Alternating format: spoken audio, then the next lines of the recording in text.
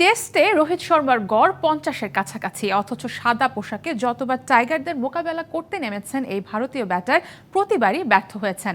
বাংলাদেশের বিপক্ষে রোহিতের টেস্টে অ্যাভারেজ মাত্র ১১, অথচ মোট ৫৯ টেস্টে সেঞ্চুরি আছে ডজন খানেক।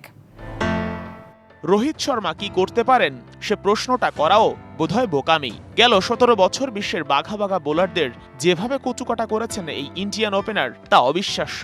চলতি মাসে ভারত সফরে বাংলাদেশের জন্য বড় দুশ্চিন্তার নাম এই রোহিত শর্মা। তবে পরিসংখ্যান চিন্তার চেয়ে বেশি স্বস্তি দিচ্ছে টাইগার ফ্যানদের। ৫৯ টেস্টে ৪,০০০+ রানের মালিক, আছে ডজন খানেক সেঞ্চুরিও। সেই রোহিতেরই বাংলাদেশের বিপক্ষে টেস্ট অ্যাভারেজ মাত্র ১১, অথচ সাদা পোশাকে তার গড় কিন্তু ৫০-এর কাছাকাছি।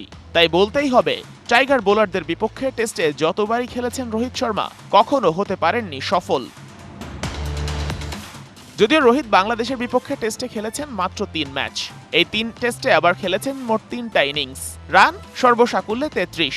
টাইগারদের বিপক্ষে টেস্টে ম্যাচ প্রতি রোহিতের রান মাত্র ১১।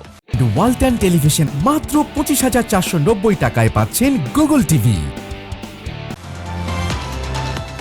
বাংলাদেশের বিপক্ষে রোহিত প্রথম টেস্ট খেলেছিলেন ২০১৫ সালে ফতুল্লায়। বৃষ্টি বিঘ্নিত সেই টেস্ট ভারতের সাথে ড্র করেছিল বাংলাদেশ। ৩ নম্বরে ব্যাটিং করতে নেমে মাত্র ৬ রান করে সাকিব আল হাসানের বলে বোল্ড হয়ে ফিরেছিলেন দ্য হিটম্যান। ২০১৯ সালে দেশের মাটিতে বাংলাদেশের বিপক্ষে ২টি টেস্ট খেলেন রোহিত। ২টি টেস্টে বাংলাদেশ আবার হারে ইনিংস ব্যবধানে। তাতে ১ ইনিংস করে ব্যাটিংয়ের সুযোগ পান রোহিত শর্মা। যদিও ২ ম্যাচের ২ ইনিংসে রান করেছিলেন মাত্র ৬ আর ২১। টেস্টের পর আছে ভারতের বিপক্ষে বাংলাদেশের ৩ ম্যাচের টি-২০ সিরিজ। সেখানেও তো রোহিতকে নিয়ে ভাবার কারণ নাই বাংলাদেশের, কারণ সবশেষ টি-২০ বিশ্বকাপ জিতেই আন্তর্জাতিক টি-২০কে বিদায় বলেছেন এই opener. Sheikh Ashiq, DBC news desk.